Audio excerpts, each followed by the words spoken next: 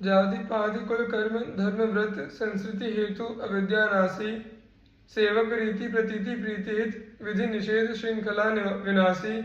अब जोई कही करे हम सोई आयसु लिए चले निज दासी। मन क्रम वजन त्रिशुद्ध सकल मत हम श्रीहित हरिवंश उपासी। व्याख्या सेवक जी कहते हैं कि संसार में जन्म मरण का कारण बनने वाले अतः संसार में मनुष्य का बार बार जन्म और मरण कराने वाले अविद्या रूप जाति पाति कुल धर्म कर्म व्रतों को का मैंने त्याग कर दिया है। श्री श्यामा श्याम के प्रति श्री हितजू महाराज की जो प्रीति है उसमें प्रतीति रखना ही मेरे भजन की रीति है और उसके लिए मैंने विधि निषेध की श्रृंखला जंजीर को तोड़ डाला है। अब तो मेरा एकमात्र यह सहज कर्तव्य रह गया है कि श्री हितजू महाराज जो कुछ भी आज्ञा दे उसका मैं पालन करूं, क्योंकि सहज दासियों का कर्तव्य एकमात्र स्वामी का आज्ञावर्ती होना है। इस प्रकार की निश्चयात्मक बुद्धि लेकर और मन कर्म और वचन को एक दूसरे के अनुकूल रखकर हम श्री हरिवंश के उपासक हैं। जो हरिवंश को नाम सुनावे तन्मन प्राण तासु बलिहारी। जो हरिवंश उपासक सेवे सदा सेऊ ताके चरण विचारी। जो हरिवंश गिरा जस गावे सर्वसु देहु तासु परवारी। जो हरिवंश को धर्म सिखावे सोई तो मेरे प्रभु ते प्रभु भारी। व्याख्या प्रेम का यह स्वभाव होता है कि वह जब किसी के प्रति उत्पन्न हो जाता है तो उससे संबंधित व्यक्तियों किंवा वस्तुओं में भी फैल जाता है और प्रेमी के लिए प्रेम पात्र से संबंधित सब व्यक्ति किंवा वस्तुएं उसके समान ही प्रिय बन जाती हैं। श्री राधा सुधा निधि का आरंभ श्री हिताचार्य ने स्वयं श्री वृषभानु नंदिनी की वंदना से न करके उस दिशा की वंदना से किया है जिस दिशा में वह विराजमान है। तस्या नमोस्तु वृषभानु भुवो दिशेपि। इसी प्रकार दूसरे श्लोक में श्री वृषभानु नंदिनी की महिमा का, तीसरे श्लोक में उनकी चरण रज का तथा चौथे श्लोक में स्वयं निकुंज देवी का वंदन किया है। प्रेम की इसी सहज रीति का अनुसरण करते हुए श्री सेवक जी कहते हैं कि जो मुझको श्री हरिवंश नाम सुनाता है उस पर मैं अपने तन मन प्राण न्यौछावर करता हूँ। जो श्री हरिवंश के उपासक उपासना करने वाले का सेवन करता है मैं उसके चरणों का सेवन करता हूँ और जो श्री हरिवंश की वाणी के अद्भुत गुणों के यश का गान करता है उस पर मैं अपना सर्वस्व न्यौछावर करने को तैयार हूँ। जो मुझे श्री हरिवंश के धर्म की शिक्षा देता है उसको मैं अपने प्रभु श्री हरिवंश से भी अधिक मानता हूँ। श्री हरिवंश सुनाद विमोही सुनि धुनि नित्य तहा मन दय हो। श्री हरिवंश सुनंत चली संग हो नित हो तिन संग नित्य प्रति जय हो। श्री हरिवंश विलास रास रस श्री हरिवंश संग अनुभय हो। जो हरि नाम जगत जगत्री शिरोमणि वंश बिना कबहू नहीं लय हो। व्याख्या यह सुप्रसिद्ध है कि श्री हरिवंश चंद्रजू श्री हरि की वंशी के अवतार है। वंशी को श्री हिताचार्य ने श्री हित 84 में रसमूल अर्थात रस का उद्गम स्थान कहा है। बाजित रसमूल मुरलिका आनंदिनी। श्री हरि संपूर्ण भावों के आश्रय हैं। उनको केवल प्रेम भाव का आश्रय बनाने वाली उनकी वंशी है किंवा उनकी प्रेम स्वरूपता को प्रकट करने वाली वंशी है।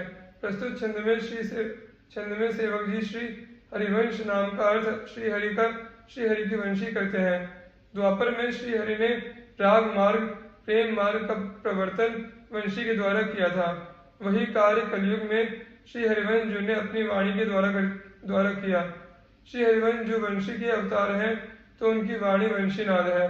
द्वापर में इस नाद को सुनकर प्रजांगनाओं ने रागमार्ग का अनुसरण किया था और कलयुग में रसिक जनों ने।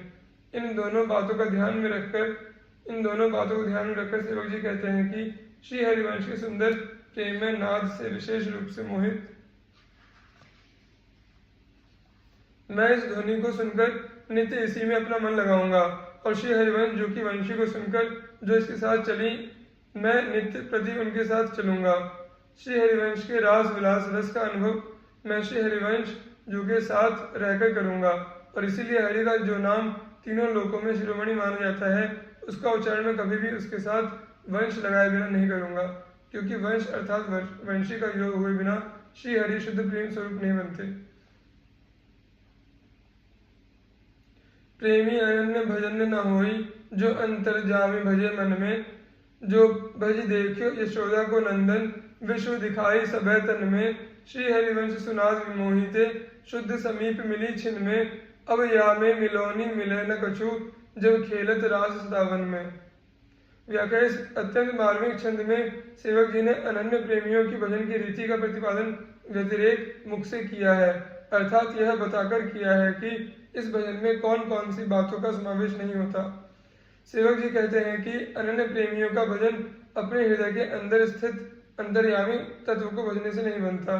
प्रेमा भक्ति को चरम साधन के रूप में ग्रहण करने वाले सगुण रूप के सभी उपासकों ने भगवान के पृथ्वी पर प्रकट गोचर रूप को अपना एकमात्र उपास्य स्वरूप बतलाया है। इन महानुभावों की राय में भगवान का अंतर्यामी रूप निविड़ प्रेम का विषय नहीं बन सकता। प्रेमानुभाव में सघनता एवं स्वादनीयता भगवान के प्रकट रूप के चिंतन से ही आती है। कबीरदास जी आदि निर्गुण भक्ति का आश्रय लेने वाले संतों ने अंतर्यामी रूप के साथ प्रेम संबंध जोड़ना चाहा था, लेकिन इसके लिए उनको साधन रूप में नाथ संप्रदाय के सिद्धों की भांति योगिक क्रियाओं को अंगीकार करना पड़ा और उनका भक्ति मार्ग शुद्ध प्रेम मार्ग न रह सका। सूरदास जी, नंददास जी, तुलसीदास जी आदि सगुण उपासकों ने सेवक जी के इस सिद्धांत का संपूर्ण रूप से अनुमोदन किया है। सूरदास जी ने अपने भ्रमर गीत में कहा है कि नैना नाहिने ये रहत, यद्यपि मधुप तुम नंद नंदन को निपट ही निकट कहत, नैना नाहिने ये रहत। हृदय मांझ जो हरि बतावत सीख्यो नाही गहत, परि जो प्रकृति प्रकट दर्शन की देखो ही रूप चहत, सूरदास प्रभु बिन अवलोके सुख कोई न लहत। यह पद सूरदास जी के गोपी उद्धव संवाद से लिया गया है।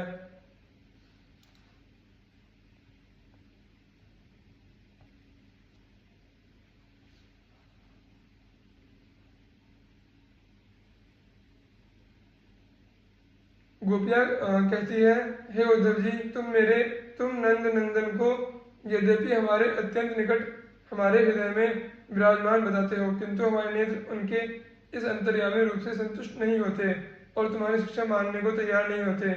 उनका तो स्वभाव ही नंद नंदन के प्रकट दर्शन करने का पड़ा हुआ है और उनको प्रत्यक्ष देखे बिना इन नेत्रों को कोई सुख नहीं मिलता।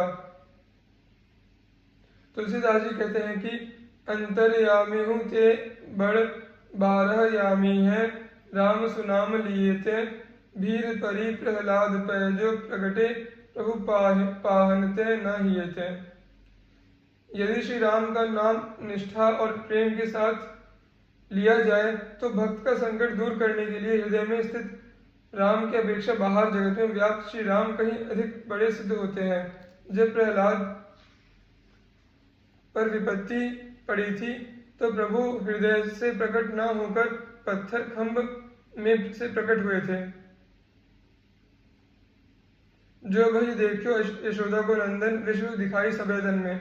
व्याख्या। सेवक जी की इस बात को सुनकर यदि कोई कहे कि आप अपनी उपासना में यदि भगवान के प्रकट रूप को ग्रहण करना चाहते हैं तो यशोदा नंदन का भजन चिंतन करिए, तो इसके उत्तर में सेवक जी कहते हैं कि जिन्होंने यशोदा नंदन को भजकर देखा उन्होंने उन यशोदा नंदन को अपने मुख में संपूर्ण विश्व का दर्शन कराते हुए भी देखा, जिसके परिणाम स्वरूप माता यशोदा बिल्कुल भयभीत हो गई थी और उनका अपने बालक के प्रति वात्सल्य प्रेम उतनी देर के लिए तिरोहित हो गया था।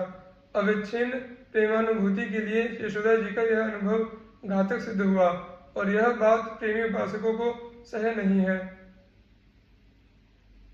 श्री हरिवंश सुनाद विमोही थे, शुद्ध समीप मिली छिन्न में। व्याख्या।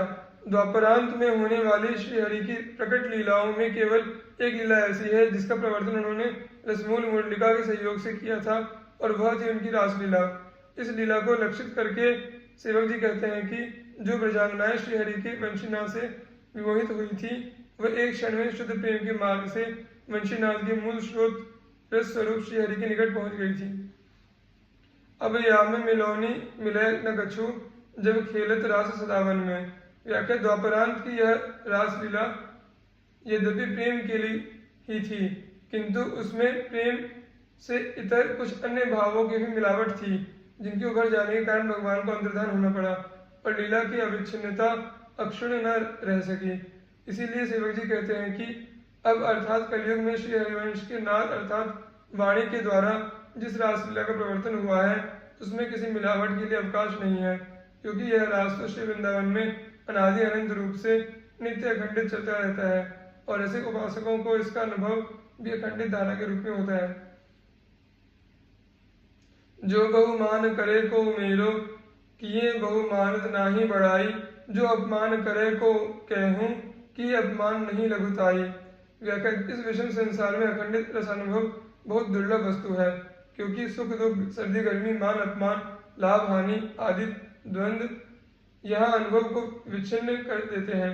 इस विपत्ति से बचने का उपाय बताते हुए सेवक जी कहते हैं कि यदि कोई मेरा बहुत मान करता है तो उससे मैं अपनी अधिक बड़ाई नहीं मानता, और जो कोई मेरा अपमान करता है तो उससे मैं अपनी लघुताई नहीं मानता, अर्थात मैं छोटा नहीं हो जाता।